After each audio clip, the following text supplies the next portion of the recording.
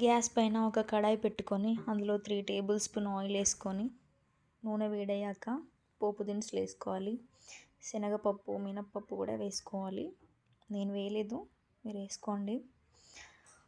అవి వేగాక ఒక ఎండుమిర్చి, వెల్లుల్లి రెబ్బలు కచ్చాపచ్చాగా దంచి వేసుకోండి. అలానే వేసుకుంటే వాటి టేస్ట్ తెలియదు, కొంచెం దంచి వేసుకోండి, టేస్ట్ బాగుంటుంది.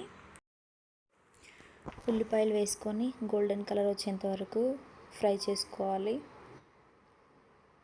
కొంచెం సాల్ట్ వేయాలి, సాల్ట్ వేస్తే త్వరగా వేగుతాయి.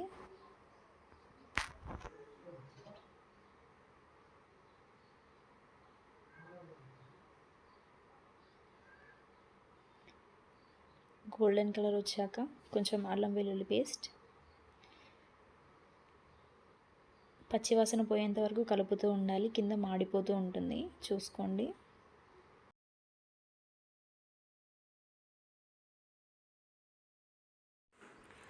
పచ్చివాసన పోయాక కరివేపాకు వేసుకోవాలి.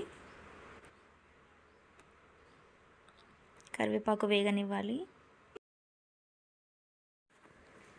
పచ్చిమిర్చి వేసుకోవాలి. పచ్చిమిర్చి కూడా వేగనివ్వాలి.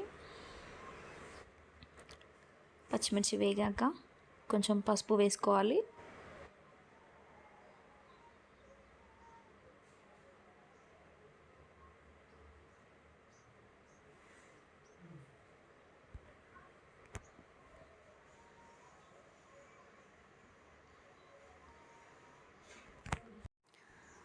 తోటకూర కట్ చేసి క్లీన్ చేసుకొని వేసుకోవాలి.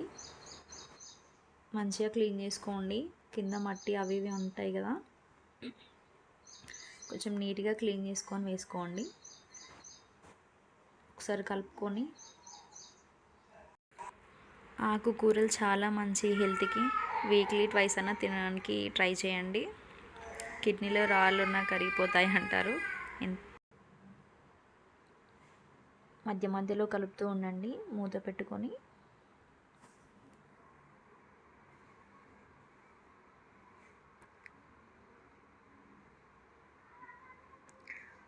ఆకు పచ్చివాసన పోయేంత వరకు కొంచెం మగ్గనించుకొని టమాటో వేసుకోవాలి.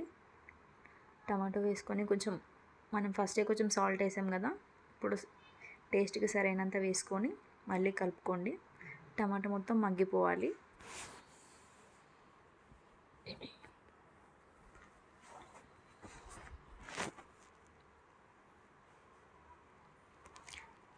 వాటర్ పోసుకోవాల్సిన అవసరం లేదు. టమాటోలోని వాటర్, ఆకుకూరలోని వాటర్ బయటకు వచ్చేస్తుంది, దానితోటే ఉడికిపోతుంది. అంతే, తోటకూర టమాటో కూర రెడీ.